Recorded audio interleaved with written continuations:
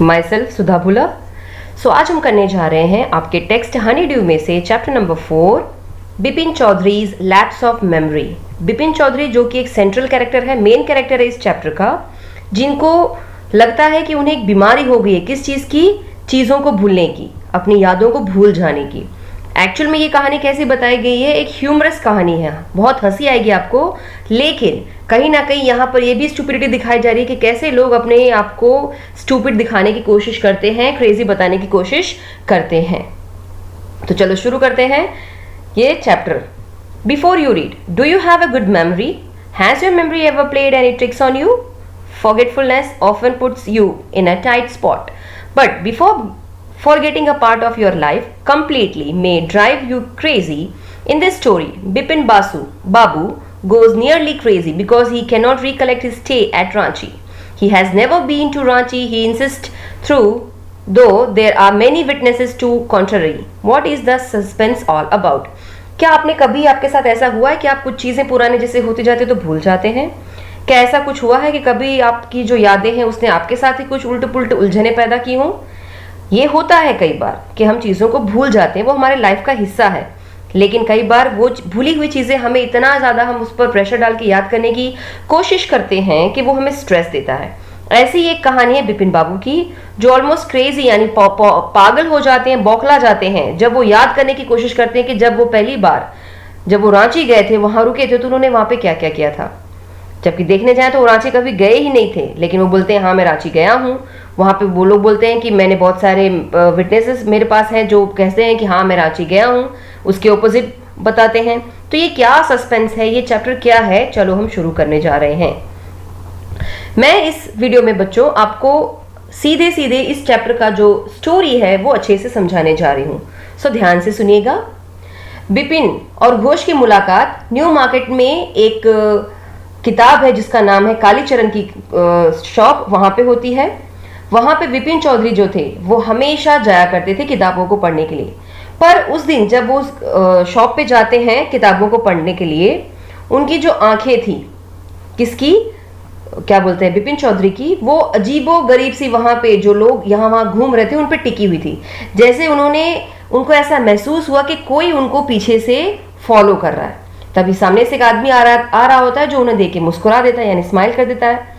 उस आदमी को देखने के बाद बिपिन बाबू ने सोचा कि ये कौन है। वो कोशिश कर रहे होते हैं कि ये कौन है, मैं पहचानूं, लेकिन बिपिन बाबू को अभी तक याद नहीं आ रहा था कि ये है कौन। तब उस आदमी ने आकर के बिपिन बाबू को बताया, बिपिन बाबू जो सेंट्रल कैरेक्टर हैं, उन्होंने आकर उनको बताया कि मैं आपके साथ 1958 में यानी 1958, कहानी शुरू होती है, बताते हैं कि 1958 में मैं आपसे रांची जब हम घूमने जा रहे थे तब मैं आपके साथ उस पूरे वीक में था। अब ये सोचते हैं कि मैं रांची गया हूं और ये आदमी मेरे साथ था, ये कैसे हो सकता है? तो सोचते हैं कि ये संभव ही नहीं है, अगर मैं खुद से कैसे किसी भी चीज़ को खो सकता हूँ, मुझे क्यों याद नहीं आ रहा कि ये आदमी जो है, जो अपने आप को क्या दिखा रहा है, परिमल घोष, जो कि मेरे साथ रांची गया था, मुझे तो बिल्कुल भी याद नहीं आ रहा, ये जरूर कोई गलती करके बैठा है। क्योंकि बिपिन बाबू को याद आता है कि मैं तो कभी रांची गया ही नहीं था, और ना ही कभी ऐसा उनको याद आया हुआ हो कि भाई ये बंदा भी उनके साथ जाए। तब वो आदमी ने आकर के पूछा, क्या बोलते हैं, बिपिन बाबू ने स्माइल करते हुए, क्या आप जानते हो कि मैं कौन हूं? उस आदमी ने अपनी आईब्रोज ऊंची की, जीभ को थोड़ा लंबा किया और बोला, हाँ मैं आपको जानता हूं, पर क्या आप मुझे जानते हो? तो बोलता है, हाँ आप मुझे जानते हो और मैं भी आपको जानता हूँ, आप कोई और नहीं बिपिन चौधरी हैं। अब बिपिन बाबू जो थे वो बुक की तरफ, किताबों की जो शेल्फ्स हैं, यहाँ पे आप पिक में देख सकते हैं, यहाँ पे जो पिक्स है उस तरफ हम देख सकते हैं कि बहुत सारी बुक्स को स्टॉल्स में यानी शेल्फ्स पे रखा हुआ है, तो उसकी तरफ घूम जाते हैं और फिर वो कहते हैं कि आप जरूर कोई गलती कर रहे हैं। कई बार ऐसा होता है, लेकिन जहां तक मुझे याद आ रहा है मैं कभी रांची गया ही नहीं था। अब वो जो थे परिमल घोष, वो हंसने लग जाते हैं जोर जोर से। वो कहते हैं, क्या बात कर रहे हो मिस्टर चौधरी, बिपिन चौधरी, आप तो मेरे साथ वहां पर हुड्रो नाम का जो झरना है, आप वहां पर गए थे, आप मेरे साथ वो जगह को घूमे हो।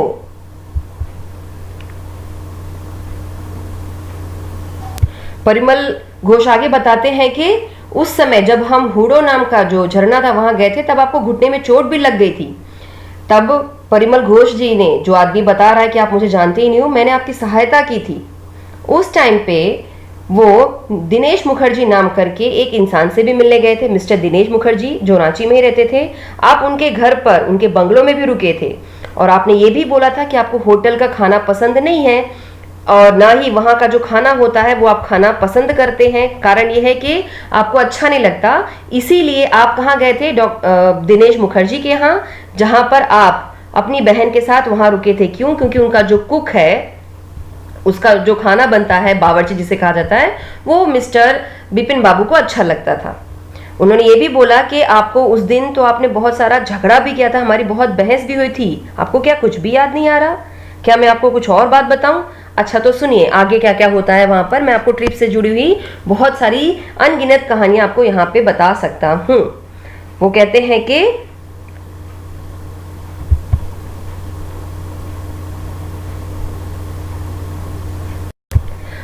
आपको अक्सर आदत थी कि जब भी आप कहीं घूमने जाते थे, आप एक बस्ता यानी बैग लेते थे जिसमें बहुत सारी अनगिनत किताबें होती थी जो आप ट्रिप्स पर देखना पसंद करते थे। अब बताइए, ऐसा परिमल घोष ने बिपिन बाबू को बोला। मैं सच बोल रहा हूँ या नहीं? तो बिपिन बाबू बहुत धीरे से बोलते हैं, किताबों की तरफ उनका ध्यान होता है। कहते हैं कि किस महीने की बात कर रहे हो आप? 58 किस बारे में आप बता रहे हो? तो उस आदमी ने बोला कि 1958 की मैं बात कर रहा हूँ, अक्टूबर मंथ की। तो कहता है नो सर। बिपिन बाबू ने जवाब दिया परिमल घोष को, नहीं, मैं तो एक पूजा में गया था 1958 में अपने फ्रेंड के साथ, कानपुर नाम का जो जगह है वहां पर। तुम पक्का कोई गलती कर रहे हो। एनीवे, तुम्हारा दिन मंगलमय हो।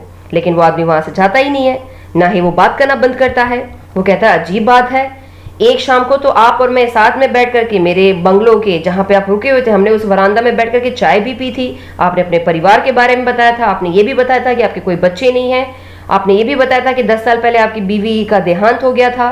आप और आपका भाई, वो भी एक अजीबोगरीब सी डेथ में मर जाते हैं, जिसकी वजह से जो आपका मानसिक कंडीशन था वो अच्छा नहीं था, इसीलिए आप रांची के मेंटल हॉस्पिटल में भी गए थे। तो बिपिन बाबू ने उनकी बातों को सुनते हुए कहाँ जाते हैं? उस शॉप के पास, जो शॉपकीपर था वहां जाते हैं। कुछ बुक्स उन्हें उठाई थी, उसके वो पैसे देते हैं और दुकान छोड़ करके वहां से चलते बनते हैं। लेकिन वो जो आदमी था, कौन? परिमल घोष, वो चौंक जाता है कि ये जो आदमी है, यानी ये बिपिन चौधरी जो है, ये क्यों मुझे पहचान नहीं रहे हैं। बिपिन बाबू जब वो शॉप से निकलते हैं तो अब उनको खुद पे डाउट होना शुरू हो जाता है, उनको शंका होना शुरू हो जाती है कि ये जो परिमल घोष मुझे दुकान के अंदर मिला था, ये क्या बोल रहा था। बिपिन बाबू ने अपने ड्राइवर सीताराम से कहा कि गंगा नदी के किनारे की जो जगह है, धीरे धीरे कार को वहां चलाओ। उन्हें अफसोस हो रहा था कि घोष की जो बात है उस पर इन्होंने बिल्कुल भी ध्यान क्यों नहीं दिया। फिर भी उस घटना के बारे में सोचते रहे। वो ये भी कह रहे थे कि ये जो इंसिडेंट्स हैं ये मुझे याद क्यों नहीं आ रहे, मैं क्यों उसके बारे में सोचना बंद नहीं कर रहा हूँ। उस आदमी ने, यानी परिमल घोष ने बहुत कुछ इसके बारे में बताया, लेकिन मैं उनको कभी भी देख नहीं पाया हूँ, ना कभी याद कर पाऊँ ये है क्या उनका दिमाग खराब हो गया है? उनको ये अच्छी तरह याद था कि वो कानपुर में थे, फिर ये कैसा उनके मन में ख्याल आ रहा है कि ये जो आदमी है, जो अपने आप को परिमल घोष बता रहा था, ये 1958 के अक्टूबर में उनके साथ रांची घूमने गया था। वो कह रहे थे कि जरूर परिमल घोष का दिमाग खराब हो चुका है। वो कहते हैं मुझे अच्छी तरह याद है कि वो कानपुर में थे। उनको अचानक से ख्याल आता है कि कानपुर में जब वो अपने मेजबान, यानी उनके यहाँ जो मेहमान आए थे, हरिदास बागजी के वो पत्र लिख रहे थे, तब उन्हें याद आया कि हरिदास तो कुछ सप्ताह पहले ही जापान जा चुके हैं। बिपिन बाबू का अब जो डाउट था वो खत्म हो जाता है। वो समझ जाते हैं कि उन्होंने एक्चुअल में क्या गड़बड़ की है। उनको धीरे धीरे पुरानी चीजें थोड़ी बहुत याद आना शुरू होती है। याद कैसे आती है इसके बारे में हम थोड़ा देखते हैं। वो याद करते हैं कि एक तरफ तो उसने मुझे याद दिलाया कि मैं तो रांची गया था, लेकिन मुझे याद आ रहा है कि जब मैं अपने दोस्त के साथ कानपुर गया था तो वहां पे मैंने एक आदमी को पत्र लिखा था, यहाँ जरूर कुछ लफड़ा हो रहा है। वो ये भी बोल रहे हैं कि उसने मुझे ये भी बताया कि कैसे मैं हमेशा बुक्स को अपने साथ लेके घूमता था, मेरी बीवी के बारे में बताया, मेरे भाई की जो अचानक से मौत हुई उसके बारे में बताया। ये सब कैसे हो सकता है? पर वो सोच रहा था कि जो भी है, मुझे इतना अच्छे से याद है कि मैं तो हरिदास के वहां गया था। हरिदास अपनी बीवी के साथ कुछ वीक पहले ही कहाँ चले गए थे? जापान चले गए थे, और अब तक उनके पास उनका कोई एड्रेस नहीं है। लेकिन अब उनको समझ में आने लग गया था कि यहाँ कुछ तो गड़बड़ हो रही है। किसको? बिपिन बाबू को। तो वो कहते हैं कि अब मुझे इसका प्रूफ ढूंढना पड़ेगा कि वो जो परिमल घोष ने बोला वो बात सही है या ये बात सही है कि वो उस टाइम कहाँ गए थे? कानपुर। धीरे धीरे नदी के किनारे की जो हवा थी वो उनकी तरफ आना शुरू हो गई थी। थोड़ी थोड़ी देर में वो कहीं ना कहीं खुद को शांति में फील कर रहे थे, थोड़ी देर में वो झिझक महसूस करने लगे थे। बिपिन बाबू ने डिसाइड किया कि अब कुछ भी हो जाए मैं तो इसके पीछे का पंगा पता करके ही रखूंगा। और कार में बैठे बैठे उन्होंने क्या किया, अपने पैर के ऊपर से जो उनकी पैंट थी उसको घुटने तक ऊंची की और वो ढूंढने लग गए कि क्या इसमें किसी भी तरीके की चोट के मार्क्स हैं, जैसा कि आप इस फोटो में देख सकते हैं। तब उनको नजर आता है कि हाँ, इसमें तो बहुत लंबा एक कट लगा है जिसके ऊपर थोड़ी बहुत निशान भी नजर आ रहे हैं। ये तो चोट के ही निशान हैं। लेकिन उनको ये याद ही नहीं आ रहा कि ये कैसे हुआ। मुझे तो याद ही नहीं है मेरे घुटने में चोट कैसे लगी, ऐसा कोई भी इंसिडेंट उनको याद नहीं आ रहा होता है। तब बिपिन बाबू को एकदम से याद आती है दिनेश मुखर्जी की, जो कि उस आदमी ने बताया था कि ये दिनेश मुखर्जी के यहाँ रांची में उनके बंगले में रुके थे, दोनों एक साथ रुके थे। तो इन्होंने सोचा कि क्यों ना मैं उस आदमी से मिल लूं जो कि यहीं पास की जगह पे रहता है। चलो वहां जाता हूँ, पूछ लेता हूँ, सारा दूध का दूध पानी का पानी हो जाएगा। लेकिन फिर वो बात याद करना शुरू हो जाते हैं कि मैं तो रांची गया नहीं, तो मैं कैसे याद करूँ दिनेश कैसा है, मुझे कंफर्मेशन कैसे मिलेगा कि मैं उनके घर पे ही रहने गया था। वो तो सीधे सीधे बोल देंगे कि बिपिन बाबू तो पागल हो गया है, मैं तो कभी उससे मिला ही नहीं हूँ, ये कैसे पागलों जैसी बातें मेरे से आके कर रहे हैं।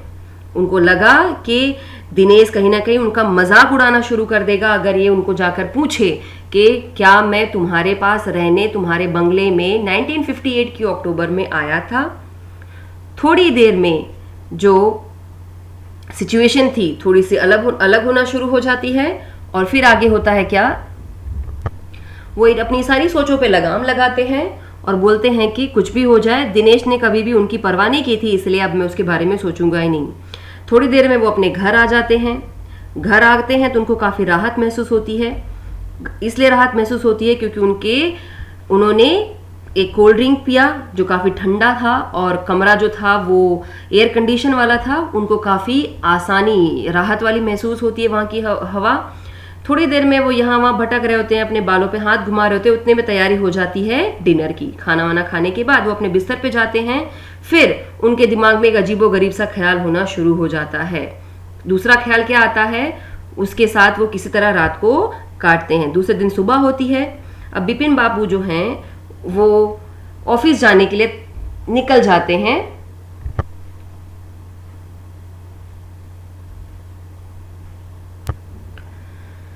ऑफिस जब वो पहुंचते हैं तो वो सारी चीजें जो भी परिमल घोष ने कहा था उसके बारे में वो सब कुछ पहुंच जाते हैं। लेकिन जैसे ही ऑफिस में पहुंचने के बाद वो सोच रहे होते हैं कि अब मुझे क्या काम करना है, उनको फिर से वो सारी घटना याद आ जाती है।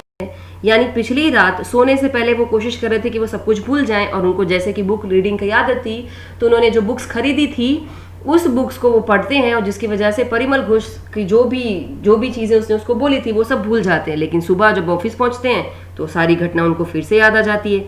अब फिर उनको समझ में नहीं आता कि उन्होंने गलती की है तो की कहाँ, उनको क्यों रांची की जो ट्रिप है वो याद नहीं आ रही है।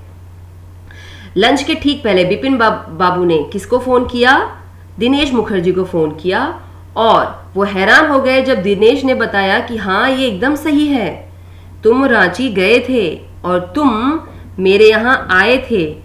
वो उनको याद दिलाने की कोशिश कहते हैं कि तुम जब मेरे यहाँ आए थे तो तुमने मेरे साथ क्या क्या किया था। अब बिपिन बाबू ये सारी बातों को सुनकर के बीमार पड़ जाते हैं। बिपिन बाबू ने टेलीफोन का रिसीवर को पटक दिया। उनकी भूख जो है वो खत्म हो जाती है। उन्होंने लंच नहीं किया। मुखर्जी की कही हुई बातों से उनको सिर्फ चिंताएं नहीं हुई, उनका तो जो स्ट्रेस था वो भी बढ़ गया। आगे क्या होता है देखते हैं।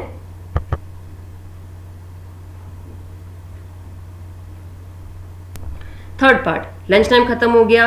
बिपिन बाबू को एहसास हुआ कि उनको कुछ समझ में नहीं आ रहा है, उनको समझ में भी नहीं आ रहा था कि वो क्या काम करें। पिछले 25 साल में कभी भी उनके साथ ऐसा कुछ उल्ट पुल्ट नहीं हुआ था। तब वो चुन्नी लाल से पक्का करने जाते हैं कि भाई 25 ईयर्स में पिछले 25 साल से मैं यहाँ पे काम कर रहा हूँ, क्या कभी ऐसा हुआ है कि मैं कभी कोई चीज़ भूल गया हूँ। पहली बार वो अपने आप को कैसा फील कर रहे थे, अनईजी। उनको ऐसा लग रहा था कि वो सच में सब कुछ भूल करके बैठे हैं, उनको कुछ भी याद नहीं आ रहा है। थोड़ी देर में उनका सिर चकराना शुरू हो जाता है, उनको ऐसा लगता है कि उनकी जो यादें थी वो उनके दिमाग से ख़त्म हो रही हैं, वो वहाँ काम नहीं कर पा रहे थे। वो सोचते हैं कि अब मैं यहाँ पे रुकूं, इससे अच्छा मैं कहाँ चला जाऊं, अपने घर। तो वो अपने घर के लिए निकल पड़ते हैं। अभी तो सिर्फ दोपहर के 2:30 हुए थे, यानी 2:30 बजी थी। 7:30 पर उनके पास एक बंदा मिलने आता है जो अपने आप को क्या बताता है, चुन्नी लाल। चुन्नी लाल जब उनको घर पर शाम को 7:30 बजे मिलने आते हैं तो बिपिन बाबू जो थे वो जानते थे कि चुन्नी लाल यहाँ पे क्या करने आया है, क्योंकि ये दोनों कैसे दिखाए गए हैं, बडीज दिखाए गए हैं, फ्रेंड्स दिखाएंगे, वो भी अभी से नहीं, स्कूल के टाइम पर से। तो हम ये कह सकते हैं कि बिपिन बाबू जो थे वो चुन्नी लाल के स्कूल टाइम के फ्रेंड थे, और वो यहाँ इसलिए आए थे काम निपटा करके जॉब से, ताकि वो पूछ सकें कि तुम्हें क्या हुआ है, तुम क्यों अजीब सी बातें आज कर रहे हो, तुम यहाँ पे क्यों इतना स्ट्रेस ले रहे हो। अब चुन्नीलाल बुरे वक्त से गुजर रहा था। चुन्नीलाल वहां पे जो पहुंचे थे वो ये पता करने नहीं पहुंचे थे कि उनकी हालात क्या है, बिपिन बाबू क्यों ऐसे घबरा रहे हैं, उनकी फिनेंशियल कंडीशंस कैसी बताई जा रही है, नीडी, उनको पैसे की जरूरत थी। इसीलिए वो किसी काम के सिलसिले में कहाँ आए थे, बिपिन बाबू के पास, ताकि वो उनसे क्या ले सकें, कुछ हेल्प ले सकें, कुछ फिनेंशियल हेल्प ले सकें। बिपिन बाबू जानते थे कि वो कुछ नहीं कर सकते हैं कि जिससे चुन्नीलाल की मदद हो, लेकिन फिर भी वो उनकी बातें सुनना शुरू करते हैं। फिर भी चुन्नीलाल ने क्या किया, उनके पीछे पड़ते रहे। अतः लास्ट में उन्होंने संदेशा भेजा वीक के एंड में कि अब वो चुन्नीलाल से नहीं मिल सकते हैं, क्योंकि उन्हें कुछ भी याद नहीं आ रहा है, वो कुछ भी नहीं याद कर पा रहे हैं कि कब वो रांची पहुंचे थे।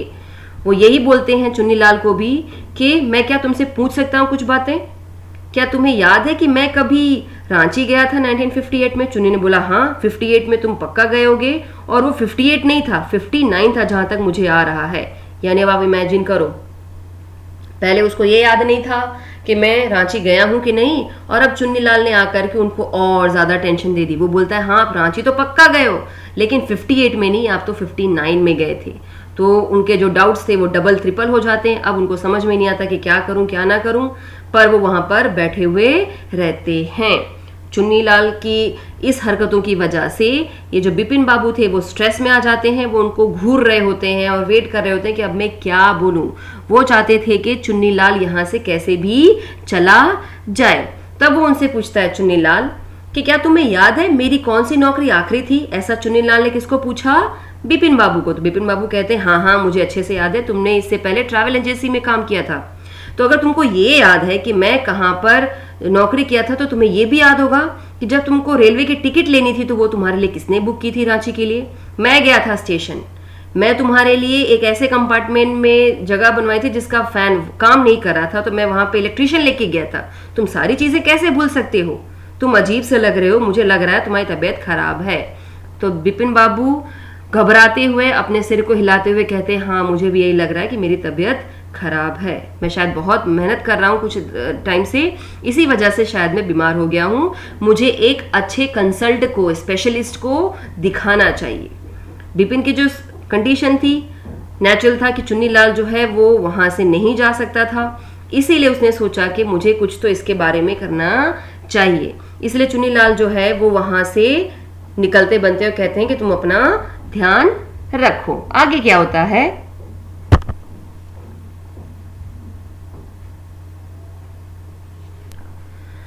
बिपिन बाबू अपने कंसल्टेंट यानी डॉक्टर के पास जाते हैं जिसका नाम दिया है परेश चंदा, जो कि एक यंग फिजिशियन से डॉक्टर थे। उनका जो दिखावा दिखाया गया कैसा है कि उनकी जो आंखें थी वो बहुत बड़ी बड़ी चमकीली थी, उनकी नाक पॉइंटेड थी, ठीक है।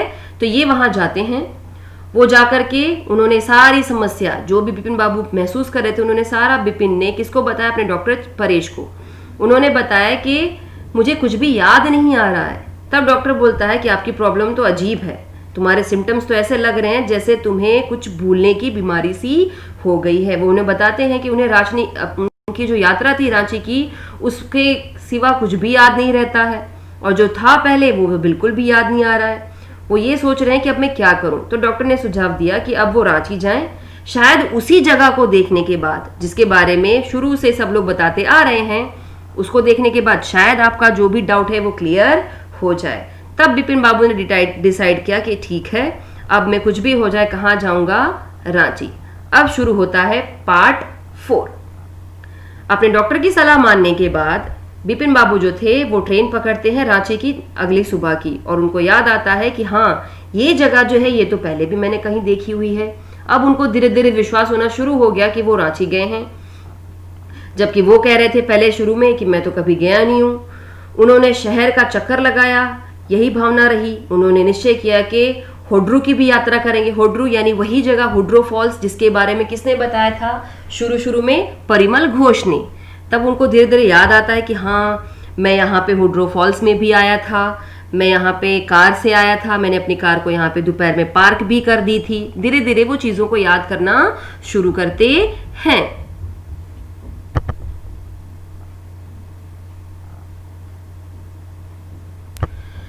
जब वो हुड्रू फॉल्स के पास पहुंचते हैं, अंदाजन शाम के 5 बज गए होते हैं। तभी वहां से 2 गुजराती लोग वहां से निकल रहे होते हैं।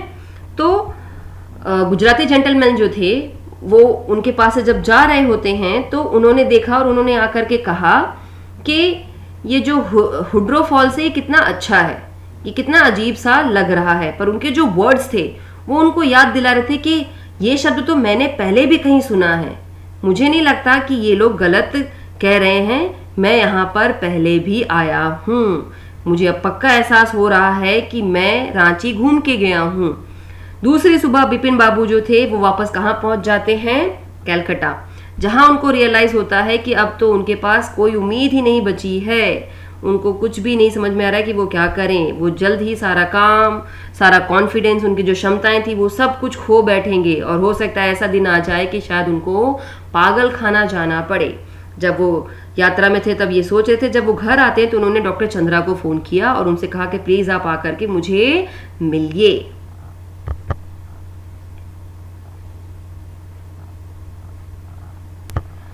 डॉक्टर चंद्रा को फोन करने के बाद उन्होंने सेम डे बर्फ की एक थैली ली और सिर पर रखकर वो लेटने की कोशिश कर रहे थे, सोने की कोशिश कर रहे थे।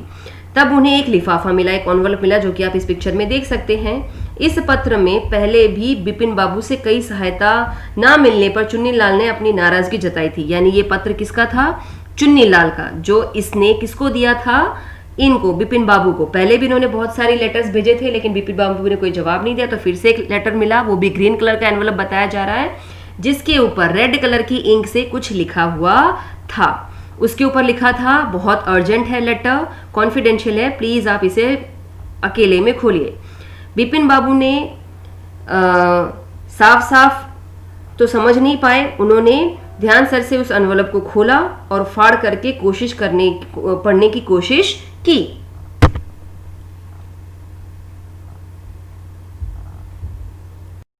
जब बिपिन बाबू ये लेटर पढ़ के देख रहे होते हैं तब उनको रियलाइज होता है, क्योंकि चुन्नीलाल उनसे पहले भी बहुत बार क्या मांग चुका था, मदद, लेकिन कभी भी बिपिन बाबू ने उनकी मदद करने की कोशिश नहीं की। इसीलिए चुन्नीलाल ने क्या किया, परिमल घोष, दिनेश जो उनका दोस्त था, और चुन्नीलाल, तीनों ने मिलकर के ये प्रैंक किया था। किस पे, बिपिन बाबू पे, क्योंकि वो उनसे काफी ज्यादा गुस्सा हो गए थे कि इतनी बार उनसे मदद मांगने के बाद भी उन्होंने कभी भी उनकी मदद नहीं की।